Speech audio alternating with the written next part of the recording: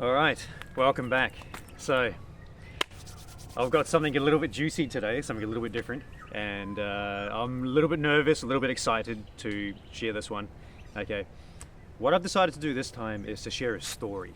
Okay, now, I know a lot of people have been asking me about my stories from Thailand, and a lot of them I've kept to myself because I didn't really want to sort of say too much yet, but my time in Thailand was amazing and a great experience, but I have so many crazy stories, not just from Thailand, but like actually pretty much my whole life is just I could write 3 or 4 books on the stuff that's happened to me, just always seems to happen to me. I remember when I was 15, 18 years old, my mates would be like, I don't want to hang out with you because just something always happens and it's not always good. So anyway, I'd just gone through my divorce, and my good buddy said to me, he's like, why don't you get away, go to a country you've never been to before. You can probably go and have some new experiences and get over being down from your divorce. Don't ever get married, by the way, because it'll just ruin your life, especially as a guy. It's not a good idea. There's a lot of reasons why I could tell you do not get married, especially if you're a young guy considering it. It's just the worst idea. It seems good at the time, but women change their minds, so easily these days, and no one takes it seriously. And as a guy, you kind of got a lot to lose. So just trust me on this one. Don't get married. Okay. Anyway, so I booked a flight to the Philippines. I had 1 month in the Philippines, and then I had 1 month in Thailand. And I really didn't know much about Thailand. I knew a little bit about the lady boys and the culture, and there's a few basic things, but not much, right?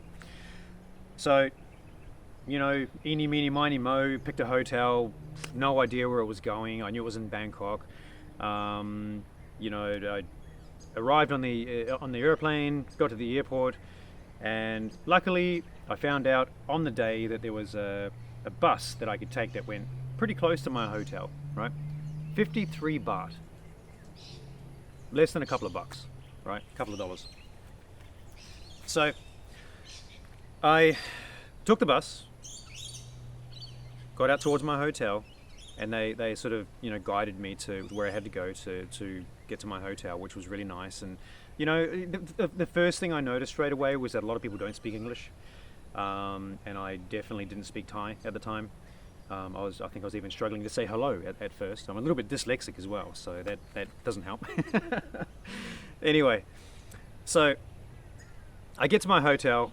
Not a bad looking little place, pretty cute, kind of a bit of a hippie vibe going on.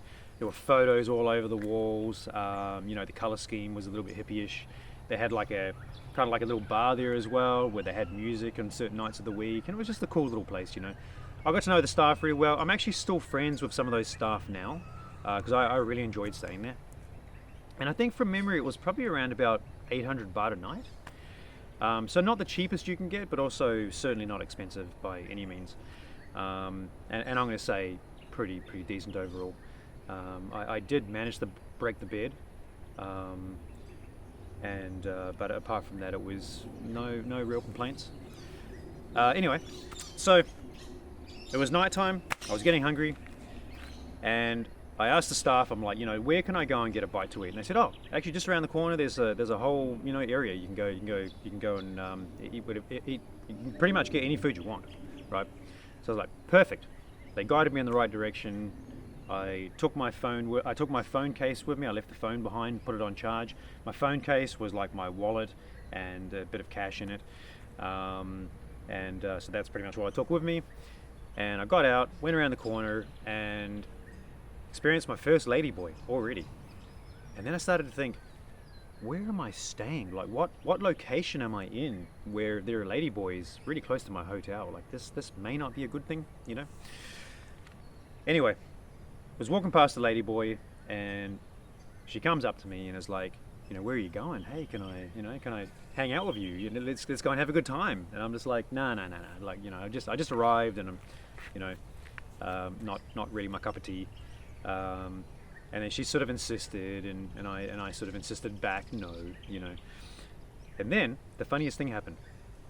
She comes right up to me a bit more aggressively, grabs my crotch, full handful, you know, gets right in there. And it's like, I really want to come with you. You know, she's holding me. I really want to come with you. I'm like, I don't know this dialect, but I'm willing to give anything a go. So I was like, okay, cool, no worries at all. So I grabbed her back and we're holding each other, and I'm like, actually, I'm okay, honestly, but thanks for the offer. And then I just walked off. So that was my first experience with a ladyboy, yeah, and you know, pretty funny. Anyway, walked around the corner, another 2 ladyboys came up to me, and they were kind of like hugging me and sort of dancing with me and being a little bit silly and all the rest of it. And I'm like, this is kind of weird, and sort of said the same thing, like I'm not interested. Walked off and realized that my phone case, which was, you know, my wallet, was gone. So they'd pickpocketed me. And this is all within the first couple of hours of being in Thailand. So you can imagine, man, this is not a great start. It's really not a great start. Couple of thousand baht in my wallet. You know, my cards, obviously this was devastating for me to lose my cards like that. But whatever, you know. Anyway, so I went back, got some cash, continued back. I was starving, I was really hungry, I wanted to get some food. Got to this area where they were suggesting that I go, and man, I got there and it was just lights and it's bright and there's so much energy, the smells of the food, there's thousands of people. It's just, where am I? Like, this is crazy. This place is so cool, you know. Turns out I'm in a place called Khaosan Road, or Khaosan Road. That's how I pronounce it. You know, it's a very, very, very popular place. Didn't know anything about it. Didn't know that I booked close to this place. It's basically like a hippie kind of area that's been pretty popular since the 1960s, I believe. It's sort of cheap on the alcohol cost side of it. You're not going to be paying 200-300 baht for a beer. It's more like 100 to sort of 150. And just a bit more chilled, you know, kind of vibes. A little bit of a reggae vibe in some of the places going on. And you know, if you're on the main drag itself, there's like, at night time it gets real crazy. There'll be just people dancing, you know, till really early hours of the morning. Drinking, just, yeah, crazy prostitutes everywhere, like, you name it. Like, this is just a crazy place. Anyway, so I'm starving, so I walk through, and then I realize on the back there's like another street kind of over, and this one's a little bit more restaurants and bars and kind of chilled out. I'm thinking, this is my vibe for tonight, let's go and do that. Found this little place called Suksabai, and it looks really cool. It's just like a really chilled out place. They had a band that was starting soon, and it seems really nice. People were just chilling on these tiny little tables with little plastic, you know, stools. And I'm like, this will work. This is cool. You know, prices were pretty reasonable. I mean, I think it was like 60 baht for a chicken green curry, which is about $3 Australian, and a Leo beer, which at the time I think was about 90 baht, which was pretty cheap. So that was nice. Anyway, so okay. So I'm chilling there by myself, and I'm eating the food, and I'm like, yeah, this is nice. And there's a table just in front of me, and there's like 8 to 10 people on this table, and they're kind of in between me and the band, so they're kind of in my view. And a gay guy was sort of checking me out, and he was like, oh, come and join our table like this, you know. And I was like, you know what? Why not? Because I'm thinking about it. I've just gone through a divorce after 17 years married, and I'm not real kind of super enjoying my life at the time. And meeting some people and having a bit of a different experience sounds like a great idea. So I said, you know what? Screw it. Let's do it. So I went over, introduced myself, had a bit of a chat with all of them. Every single person at this table was flirting with me. There were 3 gay guys flirting with me. There was a whole bunch of girls that were all asking me to sit next to them, kind of thing. And I'm like, yeah, this is hilarious. Like, this is great, you know. And anyway, I look around the table and I can see there was one girl who was kind of a bit cute, and she was a bit coy and a bit shy. She was the only one who was not trying to get me to sit next to her. And anyway, so I sat next to her. We had a great conversation, just talking about stuff, getting to know her. And I remember, you know, she was quite small. She was probably about 5 foot tall, and you know, she was sort of trying to talk over the loud music. and just this high-pitched kind of voice at the top of her volume, and it was just no power, and it was just hilarious, you know. Like, I remember that sound for the rest of my life. It was just the whole night was this high-pitched kind of sound, and I just remember thinking, like, you know, it sounds really cute, you know, if I'm really honest. Got to know her, great girl. She seems cool. She'd recently broken up, I think, with her ex-boyfriend a few months before, so it was probably a little bit soon for her. But yeah, really sweet girl. Wasn't trying to get money out of me or anything like that. She wasn't trying to get me to pay for her drinks or anything like that. Just a decent person, you know. Anyway, end of the night, she's like, you know, I would like to get to know you further. And I'm like, yeah, I feel the same way. Like, I'd love to as well, you know. And I kind of appreciated that she wasn't trying to jump into bed with me straight away or anything like that as well. It was like something real, you know. So she said, look, I finish work tomorrow, 10 p.m. And I can come back here after that. We can come back and meet at the same place, right? And I'm like, yeah, let's do that. So I walked her to the bus station. She left. The next day I had a date already lined up because I've been talking to this girl on Tinder. And she was really beautiful, like tall, beautiful, kind of looked like a model. A little bit, you know, like you got to, you know, a little bit, I wasn't really 100% certain if this girl was going to be normal, real, full of crap, like where I wasn't sure, you know. But anyway, I had this date organized for, you know, sort of lunchtime the next day, and we hung out with this other girl, and she was a bit weird. She was kind of just a weird girl. I wasn't really vibing with her at all. Later on that night, you know, sort of earlier, I guess, you know, sort of later on the evening, I guess, she was like, oh, let's go back to your hotel. I want to check out how you live. So we went back to my hotel, and she started just playing all these weird games with me and just kind of like acting really sexual with me, but then kind of being cold, and I just wasn't really sure where I stood with her, and I wasn't sure if she was trying to get money out of me, and I just told her straight. I said, I'm not interested in ever paying for this. Like, it's just not something that I need to do. So you know, if that's what your game is, like, you can just tell me now, kind of thing. And she said she wasn't. So, but the game she was playing, and it got to the point, you know, I'm looking at my watch, and I'm like, you know, I'm going to see this other girl. Her name was B, the other girl, the girl that I met at Suksabai. And you know, I was already up around like, you know, 9 p.m. And I'm thinking, you know, I'm wasting my time with this girl. And I just asked her to leave, if I'm really honest. I just said, look, you know, I've got somewhere to be. I'm meeting up with somebody else. If it's okay with you, I'd like to ask you to leave my hotel room. And she did. So that was that. I packed up my stuff. And of course, everywhere that I'm walking now, I've got my hands in my pockets, holding my stuff. And just, you know, I never had that happen again, by the way. I never got pickpocketed ever again the whole 6 years that I was in Asia. So, anyway. I went back to Suksabai. I met up with B. We had another really nice time. Great chats, conversations. A really fun girl, like really silly, just really cracking good jokes all the time. Like really quite quick, quite witty, you know. And I love the kind of the freedom that she had, like the way that she kind of spoke. And there was no, you know, in the West we've got all these rules and things you got to do, and you know, you've got to be politically correct and all this crap, you know. Wasn't like that at all. You know, it was just hilarious. Anyway, so I'm there, and again, you know, the gay guys are trying everything they can to make me switch sides, and, you know, I take that as a bit of a compliment, so, you know. Anyway, so we're there drinking away, and anyway, the one of the guys that worked at Suksabai, he's this Cambodian guy, really friendly guy, and quite short, and he sort of comes up to me, and we're in the middle of drinking and talking. It's quite later in the evening, you know, quite later in the night, I guess, and he comes up, and he just, like, puts his phone in my face, and it's just... It's a picture of his junk. It's just, for some reason.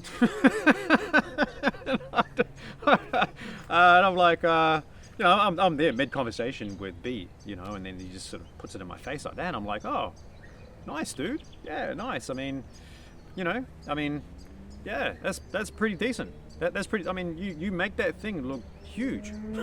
He's a small guy, you know what I mean? So anyway, I could tell he was trying to make me switch sides, but it was never going to happen. So anyway, another great evening. End of the night, she said to me, look, if it's okay with you, I'd like to go to the beach with you and my friend in the weekend. I'm like, hell yeah, let's do it. You know, that sounds like a great idea.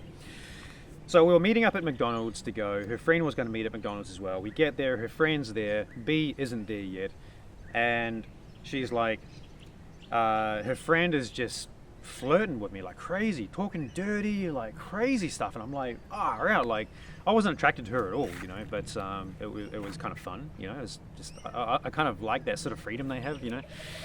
And anyway, and then B turns up, and she's in a foul mood because she went to the wrong McDonald's, and somehow we all got it confused and mixed up, and she was sweaty and she was hot and throwing her bag around, and I'm like, okay, all right, this is a bit of Thai culture I'm seeing here, a little bit of red flaggy, if I'm honest.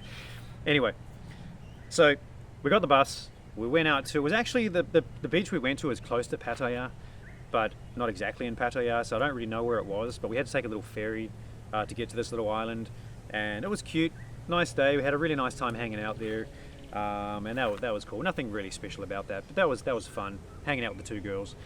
And anyway, later that evening, they're like, okay, we've got to get a hotel.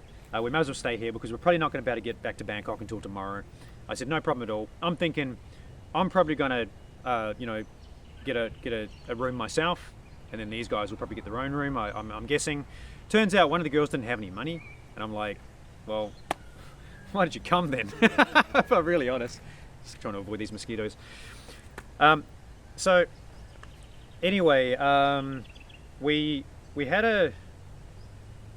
So they said, okay. They said, look, we'll go and organise the hotel room, and you just chill for a second. So they went off and they came back and they had one key. And I'm like, okay, so I guess we're all sharing, right? Thinking there's maybe different beds in the room. Get to the room. There's one big king bed. And B puts herself in between me and the other girl, so there's nothing that could go on. You know, there was a little bit of wandering hand syndrome going on, but nothing too crazy. Definitely enough to know that, you know, like she was definitely into me, and you know, I was definitely barking up the right tree, as they say, which was great. Anyway, so we left there. Nothing crazy really happened, and I was kind of thinking, like, you know, is this going to turn into something? Is it going to be some three-way thing happening or something crazy like this? Left there, went back to Bangkok, and B said, look, if it's okay with you, I'd like to come and stay in your hotel with you, but you have to promise me that we're not going to do anything because I'm not ready yet. Okay, and I'm like, yeah, of course, like that's, I'm very cool with waiting until she's ready, within reason, of course, you know. In fact, I probably prefer the girls that are like this. I think it's nicer, the ones that don't want to jump into bed straight away. She comes to my hotel, and she's like, look, I'm going to have a shower, if that's okay with you. I said, yeah, go for it. You know, it's big bathroom, you know. It's like it's kind of a pretty decent sized room, and the bathroom was like the whole length of the room. It's quite a big bathroom. She goes in there, I turn on the TV, I'm watching TV, and I turn my head to the right, and then I realize, for some reason, it was like a one-way window. There was like a big glass window. The wall was a window, but it was like I could see in, and she couldn't see me. I don't know why. I'm trying to think if this is some crazy Thai fetish thing or something going on. I had no idea. Never seen anything like this before. I mean, in a hotel room. Anyway, so she's having a shower. I'm feeling a little bit uncomfortable by the whole thing, so I'm just trying to focus on the TV. I kind of occasionally accidentally look, of course. And then I'm thinking to myself, oh crap, like I'm going to have a shower next. And so, you know, we'll see how this goes. And anyway, so I thought, you know, I'm just going to put on a bit of a show, you know, try and, you know, see if I can make everything look as good as possible, you know. And then I have a shower, and I jump in the shower, and then I hear her scream, ah! Oh my God, there's all these words coming out of her face, you know, it's sort of, I don't know if they were English or Thai or what, you know. So that's when I know that she's seen me, right? Luckily, I was putting on a decent show for her, you know, fluff everything up and all that, you know, standing like, real cool, you know, kind of thing. And well, I think it was cool. It probably wasn't, but anyway, so yeah, I had a chat with her. I'm like, oh yeah, I didn't. She asked me. She's like, oh, you could see me, you know, she's in the bathroom doing all the bathroom kind of things that people do, and you know, I felt uncomfortable for her, to be honest. And I was like, look, I didn't look. Of course, she didn't believe a word I said, which is fair enough. But anyway, so that was her first experience. She comes out of the, so I come out of the bathroom, and she just said, look, I just want to remind you that I don't want to do anything tonight. I'm like, yeah, I understand. I'm completely okay with that. And then she did this really funny thing, you know. She walks me over to a sign on the wall. It was a no smoking sign. And she goes, see the sign here? See the sign here? Look. See here? No hanky panky. That's what the sign means. She's like reading it like this, you know. I'm like, oh, that's what that says. Okay, all right, let's follow that rule then. So there was a little bit of hanky-panky, but you know, not the full extent of it. So there was, I guess they need a new sign that says maybe like some hanky-panky. It was a fun time, you know. We're having a great old time, laughing at everything, and just the jokes were flowing, and you know, in a country where it's cheap and warm, and it's such an amazing experience, you know. And it's so nice to meet girls like just kind of in the wild, naturally, you know, and it's just like, I feel like that doesn't really happen in the West as much anymore. You have to be really, really special, and they still expect you to chase them and all the rest of it. And there it's just kind of like, you know, they like you, they flirt with you, you like them, you flirt with them, and it's kind of how it should be, you know. So anyway, so that was cool. I mean, that was kind of the main sort of stuff that happened, I guess, in the first few days of me being there, and already just falling in love with the place, you know. And my hotel was quite close to, you know, Khaosan Road, so we spent quite a bit of time sort of popping down there and drinking and having great times. And I got to know her friends, and it was just really cool, you know. Anyway, so we started getting a little bit more serious. Things were starting to get a little bit more serious between us, and that was cool, you know. We started sort of, you know, kind of thinking maybe we got something. Maybe this could sort of go into something, you know. And so anyway, I moved hotels somewhere that was actually a little bit cheaper and a bit closer to Khaosan Road, which I preferred. And the hotel was probably overall was a little bit better as well. So a bit cheaper, a bit better, and a bit closer. And so anyway, I remember one night she was in my hotel, and we were there chilling out. And this is kind of sort of leading towards the end of the story. I'm just going to keep this one short. It's just a few funny things that happened in the story, and there's a whole lot of other stuff that happened that kind of relates to this story, which I'll go into another time. But I just wanted, you know, just a brief story, something funny that happened, you know. Anyway, towards the end of my trip, probably in the last week of my trip, I was there for a month. We're in my hotel room, and you know, we're kind of on the bed watching TV, and my phone rings. I answer the phone, not realizing it was a video call, and it was the girl that I'd been talking to previously. And she knew, because she could see that I was with somebody, and she started crying. She was like yelling at me. She was angry. Oh my God, I thought we had something. Rah, rah. And I felt terrible. And then, you know, B was kind of getting like pretty annoyed by it. She was kind of hiding in the bathroom, and I made everyone feel quite uncomfortable. I felt bad about this. It wasn't my plan. Everyone had the wrong idea, either way. And so B left. She just packed up her crap and left.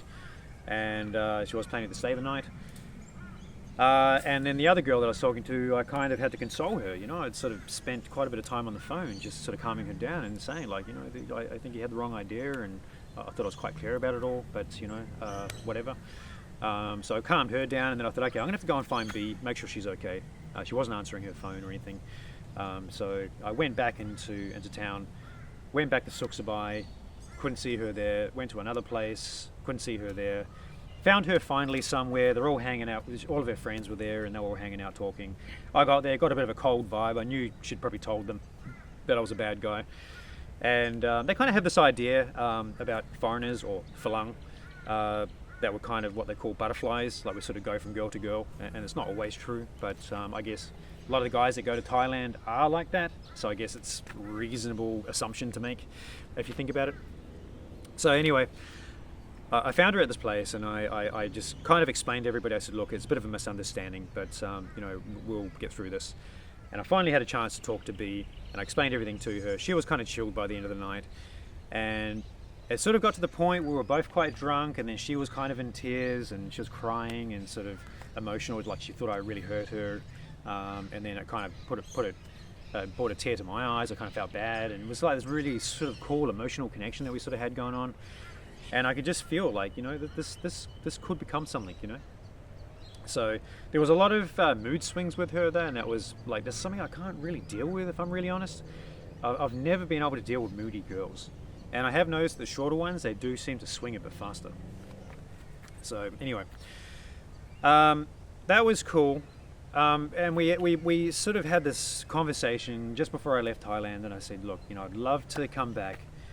I'd love to maybe go traveling with you, you know, maybe you know, we can go somewhere, or maybe hire a motorbike, maybe we can go on like a big trip for a couple of months or something like that. Like maybe we could have a lot of fun. Like if you're struggling for money, in this situation, I'm happy to pay for it.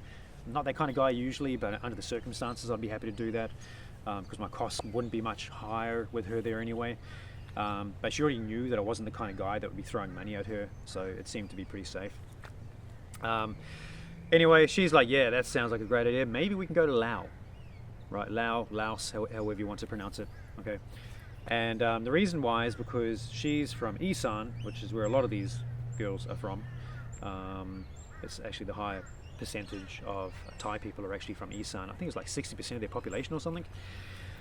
And she's like, yeah, maybe we can go through Isan, we can go and see my family, you can meet my sister, her kids, all that kind of thing, her parents, and then we can, you know, head up to Laos, maybe go through Laos, come back down the other side, you know, come back down maybe through, you know, Chiang Mai, Chiang Rai, something like that. You know, we sort of had this idea, you know. And the reason why is because she's from Isan, she speaks a very similar language to what they speak in Laos. So I'm thinking, you know, this could be a really cool idea. Like this is exactly what I needed. But I was already running out of time on this particular trip. So, you know, obviously I was going to need to organize that for the next trip. So this is basically where I left Thailand. My trip came to an end, but it was a really great experience. And meeting B was easily the highlight of the whole thing. Had such a good time with her. We had funny videos and recordings and just photos of doing hilarious stuff. It's just a funny girl, you know. I love that. I love someone who's a little bit cheeky, you know. And so we had this idea that we're going to plan this trip to Laos, and then I was going to go back to Australia, do a few things. I did to just organize a few things, and then I was going to come back and then would maybe plan this trip a couple of months later, something like that. So that is another story, which I will get into at another stage if you know, anybody wants to hear these stories. If people would like these stories, they enjoy them, I'm very, very happy to share them. But this is where I'm going to leave this particular story. We're already sitting at around about 27 minutes, so I think this is a good place to leave it. And I hope you enjoyed. And thanks for sticking around if you did stick around to the end. And I hope you had a laugh along with me as well. But definitely, I'll see you at the next video. All right, bye-bye.